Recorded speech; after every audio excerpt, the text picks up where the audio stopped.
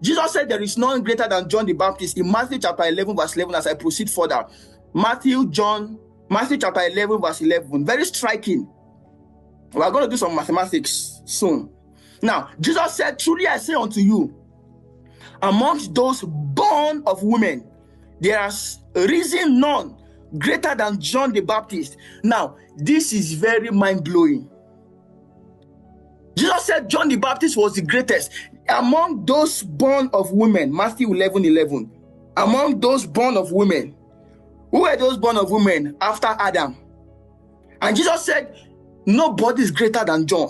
Moses, Elijah, Elisha, Joshua, Isaiah.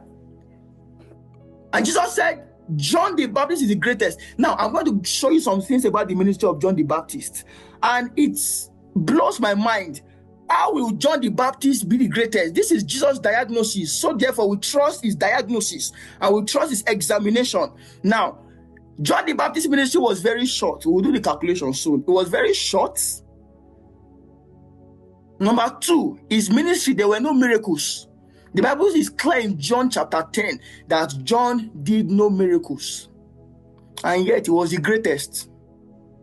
His ministry was very short, yet the greatest. His ministry, he rarely prophesied. And yet he was the greatest prophet. And then I'm thinking, wow, a man's ministry that was very short.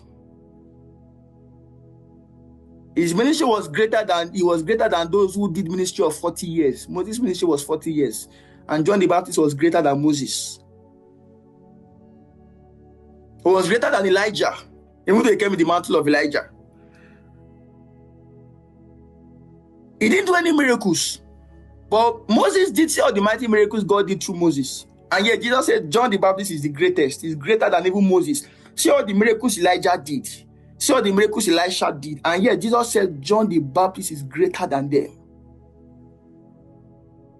Sometimes we live in a generation where we measure the greatness of a man of God by the number of miracles in his ministry.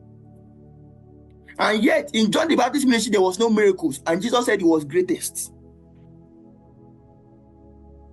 John the Baptist ministry, he rarely gave prophecies. The only prophecies he gave was, behold the Lamb, and he shall baptize you. Prophecy about Jesus, the final sacrifice, and Jesus coming to baptize in the Holy Spirit. And yet, you have volumes of prophecies by Isaiah. Volumes of prophecies, an entire book. Volumes of prophecy by Jeremiah. Volumes of prophecy by Ezekiel. And yet, the man who really gave prophecies, or gave just 2 prophecies, it was a greater prophet than those who gave volumes and volumes of prophecies. Why am I saying this? We also live in a generation where people think, oh, the more you prophesy, the greater you are. I've even seen people on social media, they say, oh, I'm a greater prophet. I can prophesy more than you. I am a high-ranking prophet. I can prophesy football match. I can prophesy from now to tomorrow. And I'll say be prophesying. So therefore, I am the greatest prophet. I am greater than you. I am the major prophet. I am the number 1 prophet. Really? How many prophecies did John the Baptist give? Scarce prophecies.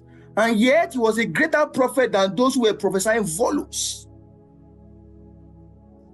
What does this tell you? The ranking or the greatness of your prophetic ministry is not by the quantity of prophecies you give.